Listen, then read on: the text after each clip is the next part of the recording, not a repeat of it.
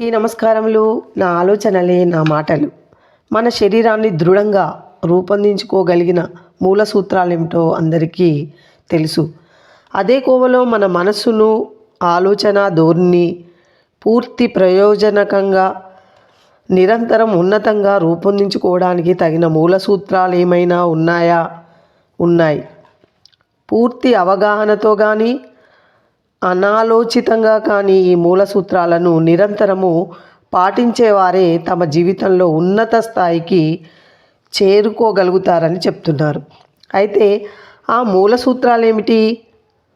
మనం పాటిస్తే తప్పకుండా ఫలితం ఉంటుంది అని చెప్తున్నారు. ప్రతికూల ఆలోచనలను తమ దరికి చేరనివ్వకుండా పోవడమే ఒకటి. చుట్టూ ఉన్న పరిస్థితులు ఎంతటి ప్రతికూలంగా ఉన్నా మన మోముపై చిరునవ్వును చెరగనీయకుండా అన్నిటి పట్ల సానుకూల దృక్పథాన్ని పెంపొందించుకోవాలంటున్నారు. ఎవరిని గురించి తప్పుగా, తక్కువగా, చెడుగా ఆలోచించకూడదు.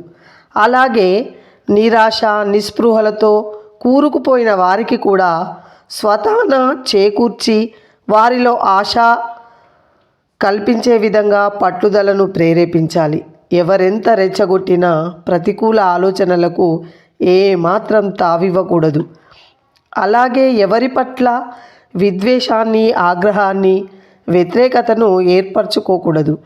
ఎవరికైనా హాని చేయాలని ఏ క్షణంలోనూ అనుకోకూడదు. అన్నింటికంటే ప్రభావం తమ పట్ల తమకు ఉన్న తక్కువ అభిప్రాయాలను తొందరనే వదిలించుకోవాలి. కాబట్టి ఇలాంటి మంచి అభిప్రాయాలను మన మనసులో ఏర్పరచుకొని మంచి ఆలోచనలకు తావిస్తే తప్పకుండా మనం అనుకున్నది సాధించవచ్చు. నలుగురితో స్నేహ బంధాన్ని కూడా ఏర్పరచుకొని వారికి కూడా మనకు తోసినంత సహాయ సహకారాలు అందించవచ్చు. అవునంటారా? కాదంటారా? అవునని మీకు అనిపిస్తే తప్పకుండా లైక్ చేయండి, కామెంట్ చేయండి, సబ్స్క్రైబ్ చేయండి మిత్రమా.